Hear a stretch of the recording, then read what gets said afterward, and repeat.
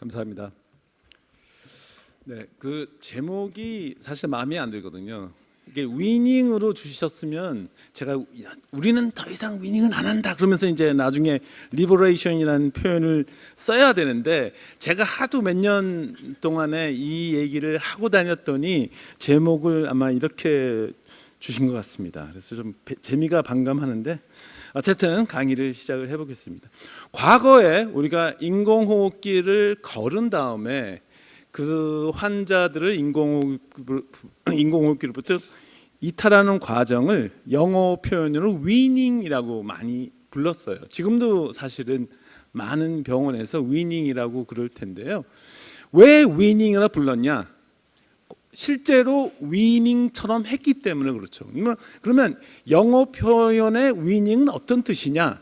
그거는 브레스트 피딩을 하던 아기가 이 레귤러 푸드 일반식을까지 가는 전체 과정을 위닝이라고 한 거예요. 한꺼번에 우리가 브레스트 피딩 하던 사람 그 아기가 일반식을 먹을 수가 없잖아요. 어떻게 합니까? 중간에 이유식을 그런 과정을 거치잖아요. 과거에는 인공호흡기를 걸으면 그런 식으로 어프로치를 해야 된다고 사람들이 생각을 한 거죠. 그래서 이제 이런 브레스트 피딩을 하거나 이런 아기 그 모유가 아니죠.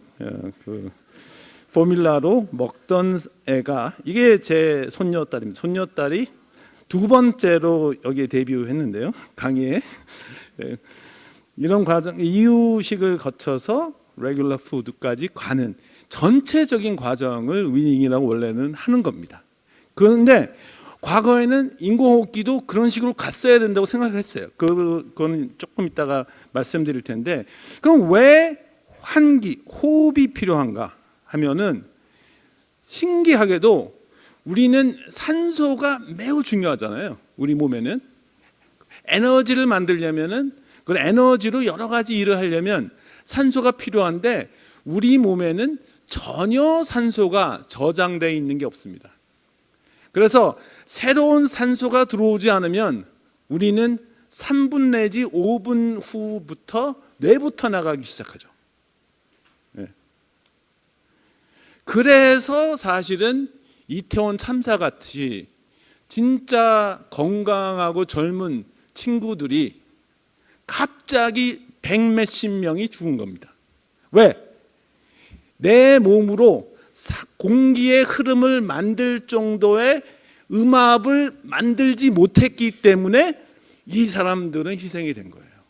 그만큼 환기가 필요하고 그 환기는 압력차로 이루어지고 있어요. 그래서 공기의 흐름은 압력차가 있어야 됩니다. 여기 제가 이제 인공호흡기 강의할 때 이 슬라이드로 많이 시작을 하는데 결국은 여기 한반도 겨울에 어떤 그 기상도를 보여주고 있죠. 공기의 흐름은 고기압에서 저기압으로 갈 거 아닙니까? 호흡하는 것도 동일합니다. 동일해요. 스폰테니어스 브리딩 할 때 여러분들이 숨을 쉬잖아요. 근데 왜 우리가 숨을 쉬게 되는지 한번 생각해 본 적이 있으세요? 우선 어떻게 되냐면은 이제 인스피레이티브 머슬이 컨트랙션 하겠죠. 우리의 인스피레이티브 머슬은 주로는 다이아프램이 합니다. 다이아프램이 이렇게 돔 쉐입인데 컨트랙션 하면은 이게 플래트닝 되면서 흉곽이 확장이 되죠. 그렇게 되면 보일의 법칙에 의해서 동일한 온도에서 볼륨이 늘어나면은 뭐가 떨어져야 돼요? 프레셔가 떨어져야 됩니다. 그렇기 때문에 알비올러스 프레셔를 반영하는 플로랄 프레셔가 떨어지는 거고 그 떨어진 프레셔에 의해서 압력차가 생기니까 인스피레이션이 생기는 거예요. 그게 안 되면 우리가 호흡을 못 하거든요. 근데 이제 인공호흡기라는 거는 바깥에서 프레셔를 만들어줘서 그 만든 프레셔로 강제로 환자의 폐에 불어넣는 기계가 인공호흡기가 되는 거죠. 그래서 뭐 이거 그거고요. 그러면 첫 번째 인공호흡기는 사실은 우리의 그 자연스러운 호흡을 시뮬레이션하는 네거티브 프레셔 벤틸레이터로 시작을 했어요. 이게 이제 1950년대 미국에 있는 한 병원의 그 호흡 치료실입니다. 호흡 치료실. 이때 폴리오마이라이티스가 유럽과 미국에 창궐했거든요. 그러다 보니까 그 머슬 디지즈로 인해서 호흡 부전에 빠졌던 사람들이 많았어요. 그래서 이 기계는 뭐냐? 여기다가 사람들의 얼굴이 여기 나와 있죠. 몸통은 이 안에 들어가 있습니다. 그래서 이 몸통에다가 음압을 걸어주는 거예요. 그렇게 되면 그 환자들의 흉곽이 팽창하겠죠. 그러면 역시 보일의 법칙에 의해서 플로럴 프레셔가 떨어지면서 호흡을 해주는 네거티브 프레셔 벤틸레이터, 네거티브 프레셔를 만드는 이런 기계였어요. 그러니까 우리의 자연스러운 호흡을 잘 시뮬레이션했던 기계죠. 그런 기계가 먼저 발달이 됐고 쓰이기 시작했는데, 요 분은 이 기계를 가지고 최근까지 쓰시다가 몇 년 전에 돌아가셨던 그런 사람이 되겠습니다. 어쨌든 간에 그러다가 이제 문제가 환자가 너무 많이 생기니까 저런 기계로 지탱할 수가 없는 거예요. 그래서 시작이 된 게 포지티브 프레셔 벤틸레이션입니다. 그래서 사실은 우리가 현재 쓰고 있는 양압을 이용한 포지티브 프레셔 벤틸레이터는 70년도 안 됐어요. 70년 정도 됐다고 생각하시면 됩니다. 굉장히 최근 일이죠. 쓰기 시작한 게. 그래서 이게 이제 그 당시 코펜헤건에 있는 어떤 그 병원에서 그래서 찍은 사진인데요. 이때 이 처음으로 트라키오스토미를 해가지고, 그때는 이제 기계가 없으니까 사람의 손으로 환자를 벤틸레이션 시키면서 많은 환자들을 살렸다고 알려져 있고요. 그 당시에 이렇게 휴먼 벤틸레이터로 동원된 사람들은 의대생들이었습니다.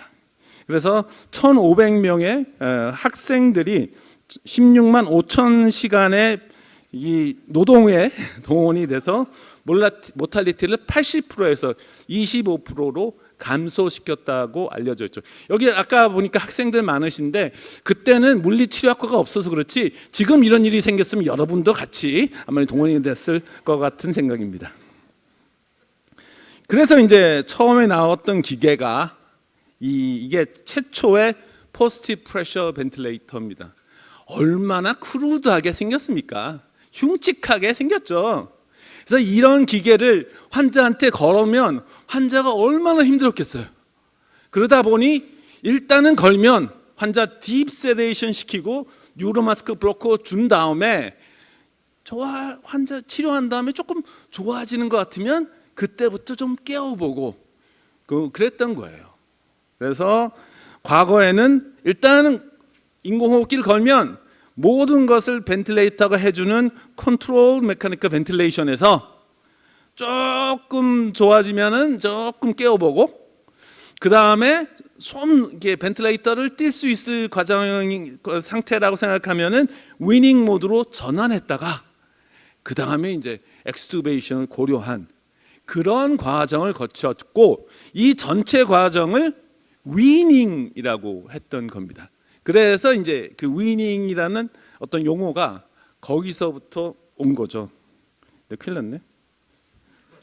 그러니까 여기서 10분이 갔어요. 어쨌든 간에 다음에 5분 만에 이제 해야 되는데 이것을 제가 이제 얘기를 해주고 싶었어요. 그래서 요즘은 위닝을 안 합니다. 아까 보셨잖아요. 라이트 세데이션 하고 뭐 얼리 모빌리제이션 하고 뭐 이런 걸 하면서 지금의 목표는 뭐냐?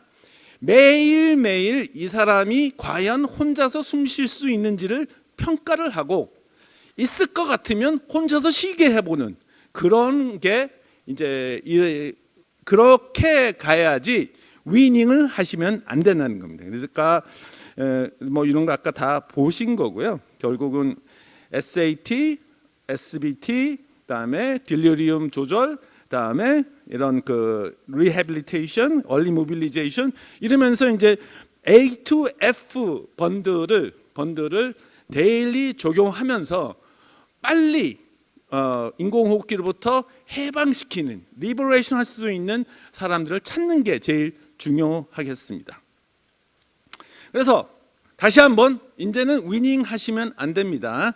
리버레이션을 하셔야 되는 게 맞죠. 그래서 이제 그러면 어떤 사람들한테 이런 걸 고려하느냐? 일단은 이 환자가 인공호흡기를 달게 된 원인이 해소가 돼야 되겠죠.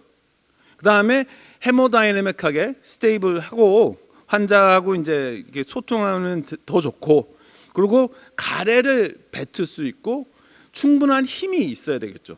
음압을 만들 수 있는 충분한 힘이 있어야 되겠습니다. 그래서 이런 그 에디컬 옥시전이 있는지 힘이 있는지 보고요. 괜찮은 것 같으면 스폰테니어스 브리딩 트라이얼로 가서 하는 겁니다. 그래서 이제 이거는 이제 최근에 나왔던 어떤 멀티 센터 오브저베이셔널 스터디인데요. 보시면 여기에 1,900명 정도의 환자 중에서 죽은 사람 빼놓고 일부는 그냥 엑스튜베이션을 그냥 아주 단기간에 해버렸고, 그 다음에 어떤 사람들은 이제 트라키오스토미로 갔고, 그 나머지 사람 중에 한 50%, 이 환자 중에 50%는 스폰테니어스 브리딩 트라이를 했는데 그 중에 80%가 성공했고 한 20%는 스폰테니어스 브리딩 트라이를 성공하지 못했다는 거죠. 이것도 하나 저희 나라도 이제 참여했던 윈세이프 연구인데요.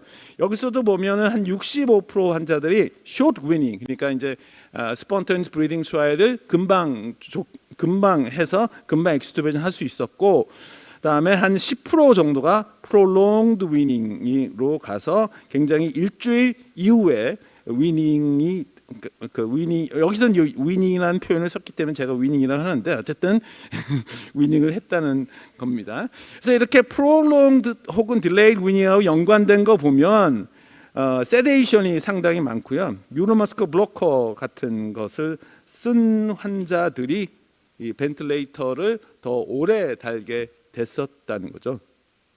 그래서 결국 환자를 제대로 이제 기계로부터 해방시키려면 환자한테 주어지는 로드보다 커패시티가, 자기의 힘이 레저보어가 충분해야 되고요. 커패시티 면에서는 이런 것들을 이제 좀 고려하셔야 되고, 특히 우리가 오늘 그 머슬 디소더 등을 좀 강조하고 있는 그런 학회인데요. 최근에는 이제 다이프램 같은 것들의 어떤 기능들이 굉장히 중요하다고 생각이 나와 있습니다. 이거 보면은 되게 쇼킹한 건데요. 이거 보면은 이 데이터는 이제 NEJM의 2008년도에 나온 건데요. 렁 트랜스플란테이션을 받았던 그 공여자들, 렁 트랜스플란트 연관됐던 환자들에서 메카니컬 벤틸레이터를 18시간에서 69시간을 했던 사람들과 메카니컬 벤틸레이션 2-3시간밖에 안 했던 사람들한테 다이아프램한테 바이옵시를 해가지고 그 머슬을 본 겁니다. 이게 컨트롤인데요. 이게 18시간에서 69시간밖에 되지도 않았는데 이미 다이아프램은 이상이 보입니다. 제가 보시면 굉장히 다르잖아요. 그러니까 한 단기간에 메카니컬 벤틸레이터를 달아도 저런 머슬의 변화가 올 수가 있기 때문에 이런 것들이 생기지 않을 수 있도록 여러분 우리가 조심해야 되고, 이런 얼리 모빌리제이션, ICU 리해빌리테이션이 그런 면에서 굉장히 중요하겠습니다. 그래서 최근에 이제 다이아프램에 대한 펑션 그 관심이 많은데 요즘은 뱃사이드에서 이 초음파를 이용하는 경우가 꽤 많고요. 저는 초음파 같은 걸 별로 안 좋아하기 때문에 사실은 이 관찰하면 됩니다. 그러니까 우리가 아까 다이아프램이 도움 형태에서 그 컨스트럭션 하면은 이렇게 플래트닝이 되잖아요. 그럼 배가 나와야 되거든요. 배가.